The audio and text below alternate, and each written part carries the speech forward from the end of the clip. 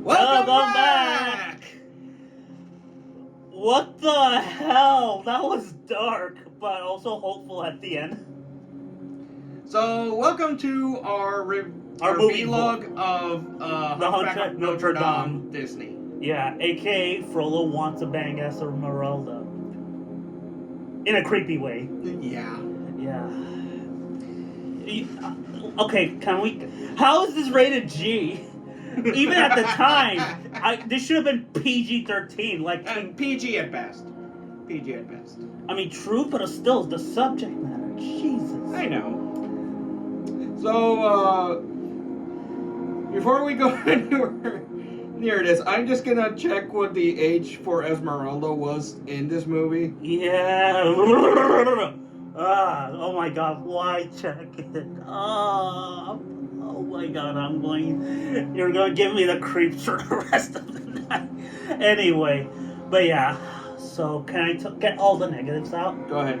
Okay, the movie is near perfect. I only have a minor nitpicks. And no, I don't hate the gargoyles as much as you do. I did laugh at times. And besides, humor is subjective. Fair. The only times I don't like them was the pop culture references they would make. You mean their song? The song, I like their song. It's just the segments, the song itself is fine. It's just everything surrounding it. Well, two cores of surrounding it. Yeah. But the song's fine. It's just three friends trying to encourage Quasimodo to come out. Yeah. By the way, here's the age for her. Fuck! Oh, Frollo's a pedo. Oh. Yeah. Oh. For those wondering, Esmeralda is 16 years old. She looks 26 or 30 at best. Okay, it's actually explained here that she's 16 years old in the original book, but in the film she appears to be older, like in her early 20s. Oh, but still... It's still fucked up. It's still... Oh, God. What the fuck, Victor Hugo? Also, what the fuck, Disney? But yeah, oh my God. But yeah. That's all the negatives. And also some of the songs are just there to be there. Only two of them. One of them, the Gypsy song. I was actually going to say the Gargoyle song is just there to be there. I would argue it's there to help Quasimodo get out of his shell. In reality, I think it's more on to give us a break after so much dark shit. True. But that's also its purpose, but also I think they're just trying to encourage Quasimodo to get out of his shell. They're kind of his actual parents instead of the actual abusive father, which is Frollo. Well, sort of. So here's a thing. So chances are the gargoyles were all in Quasi's head, since again he was alone for most of his life, outside of Frollo. Yeah. So I mean, yes, they were helping him, but that could have been Quasimodo imagining it as he was fighting. Well, up until the climax, but exactly. But yeah, also Quasimodo is the biggest saint in the entire world. Even after learning the truth about his mother, he still holds Frollo, the man who abused him throughout his whole life, and he still cares about this guy despite him being a fucking monster. Yeah. And here's the thing that I find interesting. Frollo isn't killed by Quasimodo. He is technically killed by God himself, since he's tired of his shit. Yeah. Okay, that explains why Quasimodo had the hots for Esmeralda and it didn't seem creepy. Here's the age gap. Oh, okay, makes sense. Yeah. And in this film, Quasi is 20.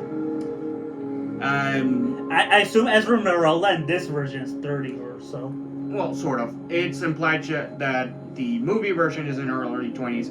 So I want to say same thing for Quasimodo. Yeah, And, this film, oh my god. Oh, I know we're gonna talk all about the villain, since he's the best part of the film. But, okay. It probably has the best villain song in all of Disney. and is the most complex.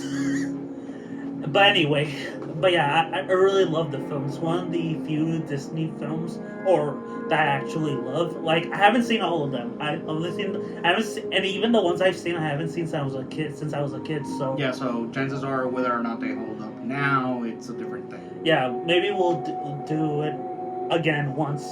Maybe next time we'll watch Fantasia Yeah, or Fantasia 2000. Which one? we can do both. Okay. Depending, we'll just have to split them up. Agreed. But yeah, okay, so that's all of that stuff. Let's talk about the best part of the movie, Frollo. Oh Best my villain. god, he's a badass, awesome villain. Like he's easily so far at least my favorite Disney villain.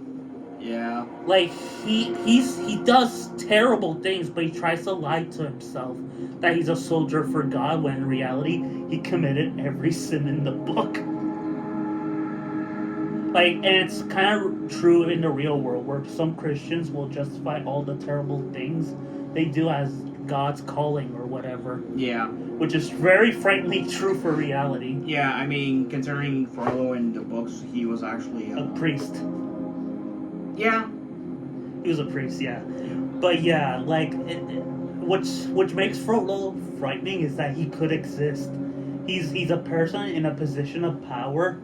He has an army on his side, and he uses God and church to excuse his terrible behavior. Yeah. Which Hopefully is that's not happening anytime soon. Hopefully. I mean, it's already happened with the Crusades. I don't mean anytime soon in this lifetime. Not in the past lifetime. Of course, we both agree. Yeah.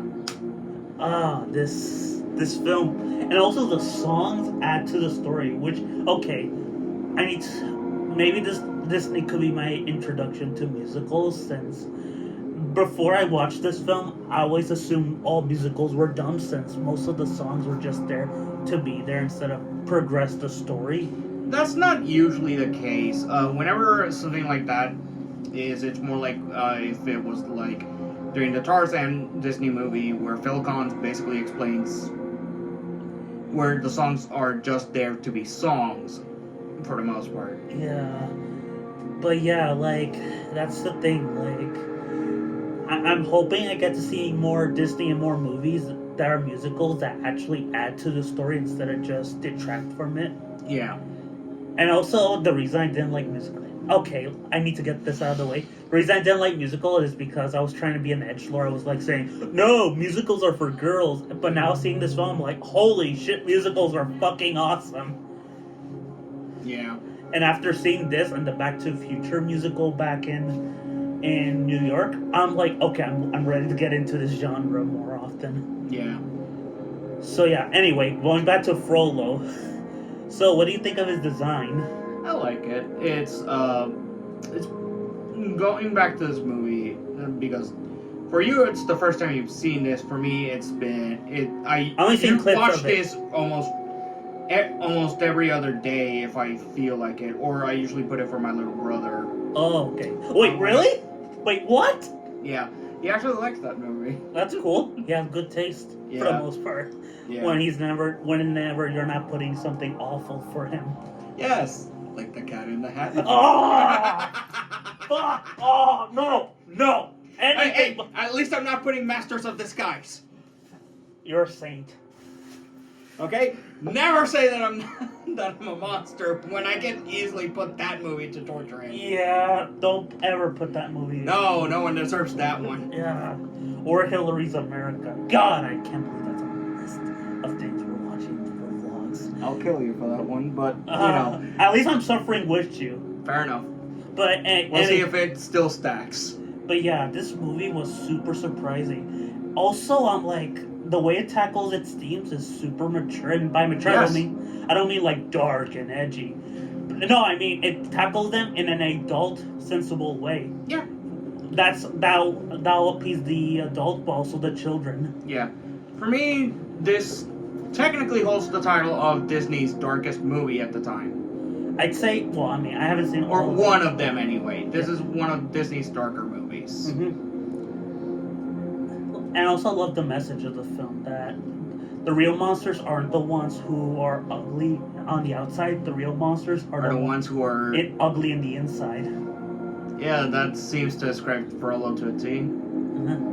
Which is super relevant considering our modern day world. Yeah. So yeah, I love this movie. I give it a strong 10 out of 10. It will always maintain a 10 to me, in spite of the fucking gargoyles. They weren't that bad. I mean, I understand why, because humor's subjective. I don't know. I never find them funny. Well, I guess maybe it has to do with the voices and how it's delivered, the jokes. It's mostly the fat one, really. I think the other two are fine. If it was just those two, it's fine. I guess the third one is the one that ruins it for me.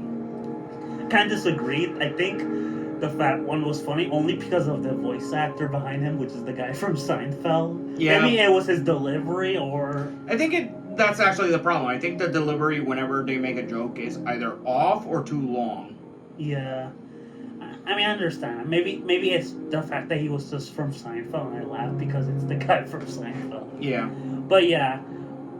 So yeah, thank you for watching this filler vlog or movie vlog or whatever we're calling this series. We'll figure that out next time. Yeah. So take care. Peace. Peace.